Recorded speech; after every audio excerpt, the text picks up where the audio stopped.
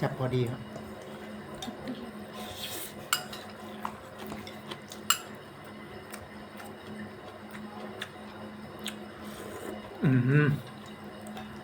เอาน้ำเหรอน่าจะเอามาน้ำนะข้าวไม่ได้ชามอย่างนั้นนะน้ำเต่า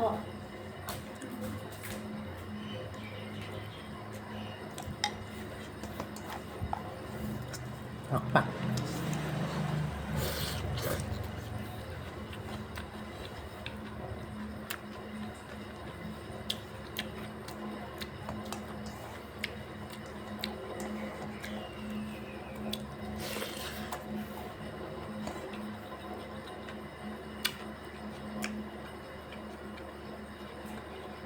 ในนี้4:33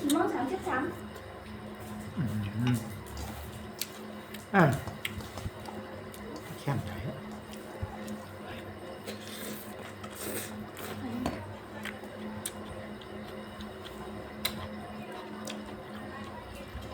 น้ำจิ้มก็อร่อย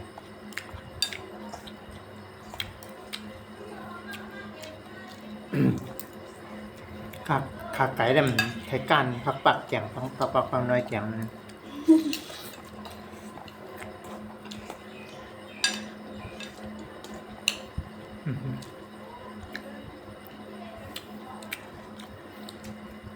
โหหนังย่อยชื่อเลยนะ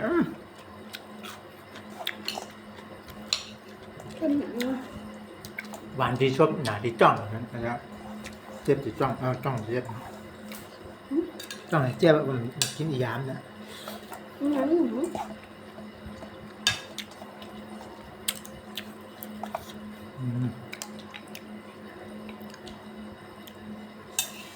นี่ครับพี่น้องผักปัก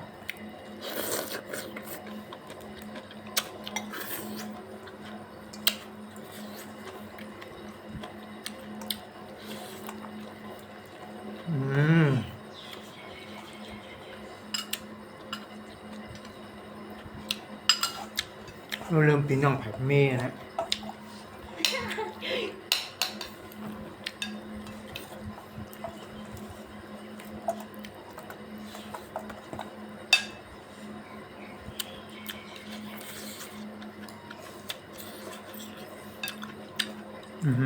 อิ่มชิมก็มีมั้ยเอามือกินอะไรเนี่ยว่ากันนะเนี่ยล่าใจดี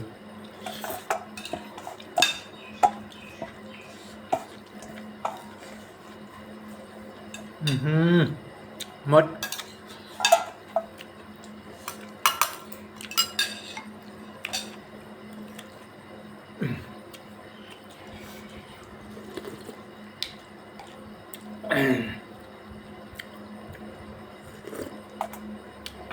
ล่ะ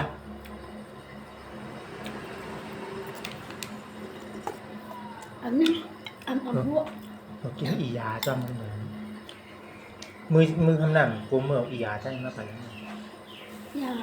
อียาเป็นน้ำนะเป็นน้ำ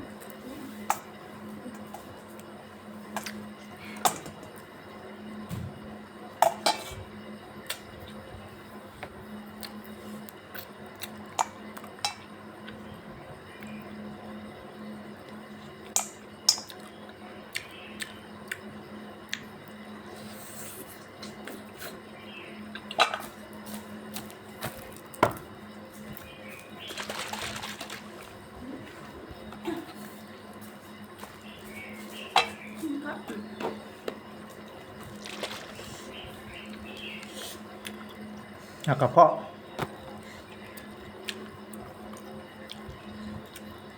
ประกาศขายจำเป็นนะประกาศขายมันตัวนี้โฆษณา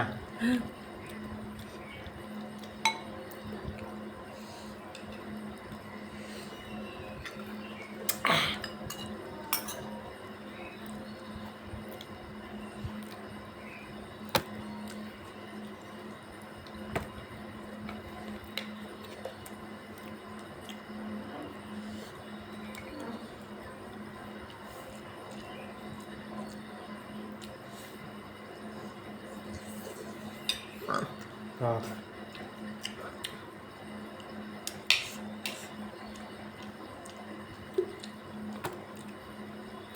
con mua được không ạ ก่อนหมดว่ะ mua được บ๊ายบาย mà